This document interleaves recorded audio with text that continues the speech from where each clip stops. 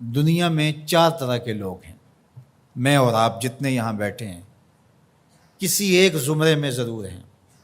اب ہم نے یہ دیکھنا ہے کہ ہم کس گروہ میں ہیں، کس طبقے میں ہیں۔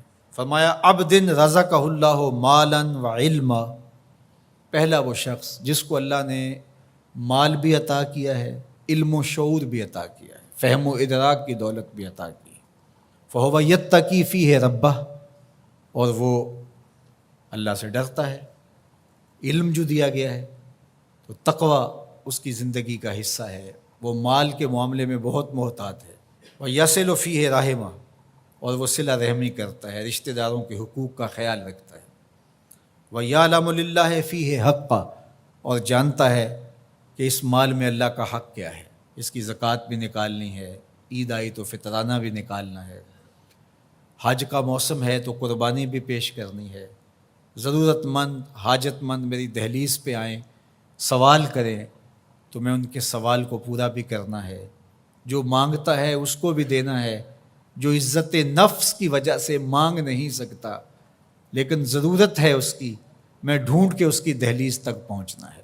فَهَذَا بِأَفْضَلِ الْمَنَازِلِ، یہ شخص جس کے پاس مال بھی ہے، علم بھی ہے، اللہ سے ڈرتا بھی ہے، صلہ رحمی بھی کرتا ہے، مال کے حق کو بھی جانتا ہے، کائنات میں جو بہترین لوگ ہیں اس کا شمار ان بہترین لوگوں میں ہوتا ہے۔ وَعَبْدٌ رَزَقَهُ اللَّهُ عِلْمًا، دوسرا وہ شخص جس کو اللہ تعالیٰ جل شانہ نے علم عطا کیا، وَلَمْ يَرْزُقْهُ مَالًا، لیکن اس کے پاس مال و دولت نہیں ہے، فَهُوَ صَادِقُ النِّیَّۃِ، لیکن بڑا سچی نیت کا شخص ہے۔ یقول، وہ کہتا ہے، لو ان لی مالا لعملت بعمل فلان، اگر میرے پاس مال ہوتا تو جس طرح فلاں شخص نے اچھے کام کیے ہیں میں بھی یہ کام کرتا، میرے پاس مال ہوتا تو میں بھی مسجد تعمیر کروا دیتا، میرے پاس مال ہوتا تو میں مرکز مصطفیٰ کے لیے اپنی خدمات پیش کر دیتا، تجوریاں کھول دیتا، جو کام سالوں میں ہونا ہے مہینوں میں ہوتا۔ اور وہ سچی نیت سے اگر ہوتا تو کرتا بھی۔ کچھ لوگ ہوتے ہیں کہ نیت کرتے ہیں، جب آ جاتا ہے تو پھر کھسک جاتے ہیں، یہ کھوٹی نیت والے ہوتے ہیں۔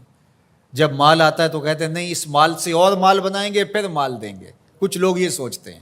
بعد میں تھوڑے سے پیسے آئے وہ کہتے ہیں بس اس سے اور کاروبار کریں گے، پھر اور پیسے ہم ایک بار اشارہ کر دیں گے، اور وہ ساری زندگی کر نہیں پاتے۔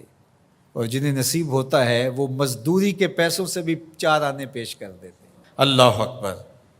تو فرمایا کہ وہ سچی نیت کا ہے، اگر اس کو مال مل جائے تو وہ واقعہ ہی کر دے ایسا۔ تو فرمایا جب قیامت کے دن نامہ اعمال تولے جائیں گے یہ دونوں لوگ برابر ہوں گے۔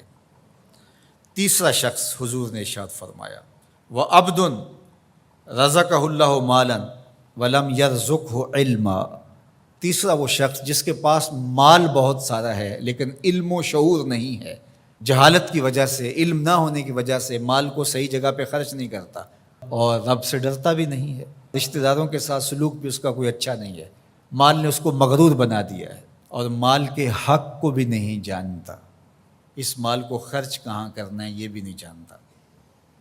فَهَذَا بِأَخْبَثِ الْمَنَازِلِ، حضور نے فرمایا یہ خبیث ترین جگہ پہ کھڑا ہے۔ چوتھا شخص وہ جس کے پاس مال بھی نہیں ہے، جس کے پاس علم بھی نہیں ہے، اور وہ کہتا ہے اگر میرے پاس پیسے ہوتے تو میں فلاں کی طرح عیش و عشرت کرتا، میری بھی موجیں ہوتی، میرے میں کیا کمی ہے، تو وہ اس کی نیت کے ساتھ کھڑا ہو گیا۔ فَوِزْرُهُمَا سَوَاءٌ، اللہ کے محبوب فرماتے ہیں گناہ میں یہ برابر ہیں، یہ بھی اسی کی منزل میں ہے۔